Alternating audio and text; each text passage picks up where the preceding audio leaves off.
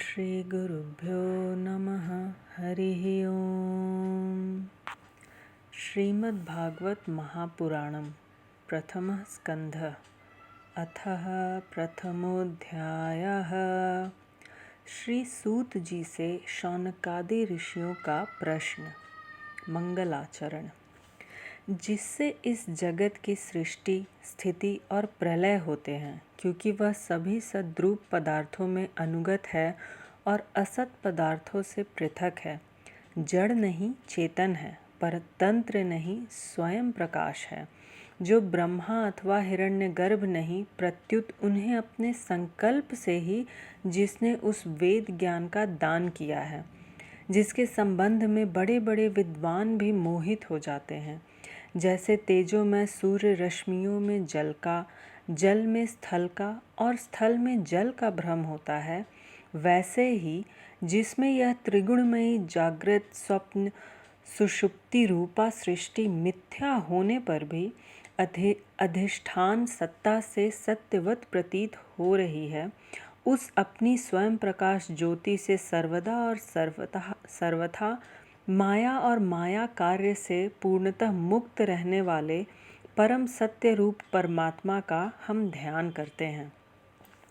महामुनि वेदव्यास के द्वारा निर्मित इस श्रीमद् भागवत महापुराण में मोक्ष पर्यंत फल की कामना से रहित परम धर्म का निरूपण हुआ है।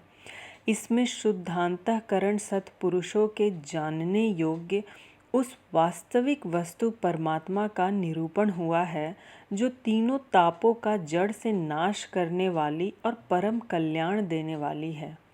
अब और किसी साधन या शास्त्र से क्या प्रयोजन?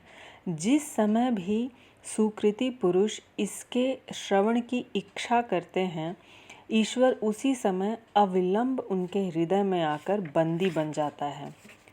रस के मर्मज्ञ भक्तजन, यह श्रीमद् भागवत वेद रूप कल्प वृक्ष का पका हुआ फल है। श्री शुकदेव रूप तोते के मुख का संबंध हो जाने से यह परमानंदमयी सुधा से परिपूर्ण हो गया है।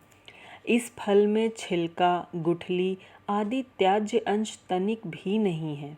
यह मूर्तिमान रस है। जब तक शरीर में चेतना रहे, तब तक इस दिव्य भगवद रस का निरंतर बार बार पान करते रहो। यह पृथ्वी पर ही सुलभ है। कथा प्रारंभ। एक बार भगवान विष्णु एवं देवताओं के परम पुण्यमय क्षेत्र नैमिषारण्य में शौनकादि ऋषियों ने भगवत प्राप्ति की इच्छा से सहस्त्र वर्षों में पूरे होने वाले एक महान यज्ञ का अनुष्ठान किया। एक दिन उन लोगों ने प्रातःकाल अग्निहोत्र आदि नित्य कृत्यों से निवृत्त होकर सूत जी का पूजन किया और उन्हें ऊंचे आसन पर बैठाकर बड़े आदर से यह प्रश्न किया। ऋषियों ने कहा, सूत जी, आप निष्पाप हैं। आपने समस्त इतिहास, पुराण और धर्म शास्त्रों का विधि पूर्वक अध्ययन किया है तथा उनकी भली भांति व्याख्या भी की है। वेदवेत्ताओं में श्रेष्ठ भगवान बादरायण ने एवं भगवान के सगुण निर्गुण रूप को जानने वाले दूसरे मुनियों ने जो कुछ जाना है, उन्हें जिन विषयों का ज्ञान है, वह सब आप वास्तविक रूप में जानते हैं। आपका हृदय बड़ा ही सरल और शुद्ध है। इसी से आप उनकी कृपा और अनुग्रह के पात्र हुए हैं। गुरुजन अपने प्रेमी शिष्य को गुप्त से गुप्त बात भी बता दिया करते हैं। आयुष्मान, आप कृपा करके यह बतलाइए कि उन सब शास्त्रों, पुराणों और गुरुजनों के उपदेशों में कलियुगी जीवों के परम कल्याण का सहज साधन आपने क्या निश्चय किया है? आप संत समाज के भूषण हैं। इस कलयुग में प्रायः लोगों की आयु कम हो गई है। साधन करने में लोगों की रुचि और प्रवृत्ति भी नहीं है। लोग आलसी हो गए हैं। उनका भाग्य तो मंद है ही, समझ भी थोड़ी है। इसके साथ ही वे नाना प्रकार की विघ्न बाधाओं से घिरे हुए भी रहते हैं। शास्त्र भी बहुत से हैं, परंतु उनमें एक निश्चित साधन का नहीं, अनेक प्रकार के कर्मों का वर्णन है। साथ ही वे इतने बड़े हैं कि उनका एक अंश सुनना भी कठिन है। आप परोपकारी हैं, आपकी बुद्धि से उनका सार निकाल कर प्राणियों के परम कल्याण के लिए हम श्रद्धालुओं को सुनाइए, जिससे हमारे अंतःकरण की शुद्धि प्राप्त हो। प्यारे सूत जी, आपका कल्याण हो। आप तो जानते ही हैं कि यदुवंशियों के रक्षक भक्त वत्सल भगवान श्री कृष्ण वसुदेव की धर्म पत्नी देवकी के गर्भ से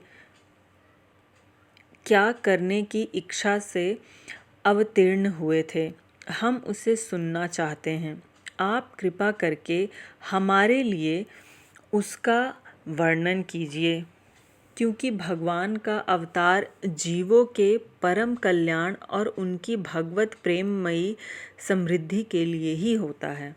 यह जीव जन्म मृत्यु के घोर चक्र में पड़ा हुआ है। इस स्थिति में भी यदि वह कभी भगवान के मंगलमय नाम का उच्चारण कर ले तो उसी क्षण उससे मुक्त हो जाए, क्योंकि स्वयं भय भी भगवान से डरता रहता है। सूत जी, परम विरक्त और परम शांत मुनिजन भगवान के श्री चरणों की शरण में ही रहते हैं। अतएव उनके स्पर्श मात्र से संसार के जीव तुरंत पवित्र हो जाते हैं। इधर गंगा जी के जल का बहुत दिनों तक सेवन किया जाए तब कहीं पवित्रता प्राप्त होती है। ऐसे पुण्यात्मा भक्त जिनकी लीलाओं का गान करते रहते हैं, उन भगवान का कलिमलहारी पवित्र यश भला आत्मशुद्धि की इच्छा वाला ऐसा कौन मनुष्य होगा जो श्रवण न करे। वे लीला से ही अवतार धारण करते हैं। नारदादि महात्माओं ने उनके उदार कर्मों का गान किया है। हम श्रद्धालुओं के प्रति आप उनका वर्णन कीजिए। बुद्धिमान सूत जी, सर्वसमर्थ प्रभु अपनी योग माया से स्वच्छंद लीला करते हैं। आप उन श्री हरि की मंगलमयी अवतार कथाओं का अब वर्णन कीजिए। पुण्य कीर्ति भगवान की लीला सुनने से हमें कभी भी तृप्ति नहीं हो सकती, क्योंकि रसज्ञ श्रोताओं को पद पद पर भगवान की लीलाओं में नए नए रस का अनुभव होता है। भगवान श्री कृष्ण आपको छिपाए हुए थे, लोगों के सामने भगवान श्री कृष्ण अपने को छिपाए हुए थे। लोगों के सामने ऐसी चेष्टा करते थे मानो कोई मनुष्य हो, परंतु उन्होंने बलराम जी के साथ ऐसी लीलाएं भी की हैं, ऐसा पराक्रम भी प्रकट किया है जो मनुष्य नहीं कर सकते। कलयुग को आया जानकर इस वैष्णव क्षेत्र में हम दीर्घकालीन सत्र का संकल्प करके बैठे हैं। श्री हरि की कथा सुनने के लिए हमें अवकाश प्राप्त है। यह कलयुग अंतःकरण की पवित्रता और शक्ति का नाश करने वाला है। इससे पार पाना कठिन है। जैसे समुद्र से पार जाने वालों को कर्णधार मिल जाए, उसी प्रकार इससे पार पाने की इच्छा रखने वाले हम लोगों से ब्राह्मणों ने आपको मिलाया है। हम लोगों से ब्रह्मा ने आपको मिलाया है। धर्म रक्षक ब्राह्मण भक्त योगेश्वर भगवान श्री कृष्ण के अपने धाम में पधार जाने पर धर्म ने अब किसकी शरण ली है, यह बताइए। इति श्रीमद्भागवते महापुराणे पारमहंस्यां संहितायां प्रथमस्कन्धे नैमिषियोपाख्याने प्रथमोऽध्यायः।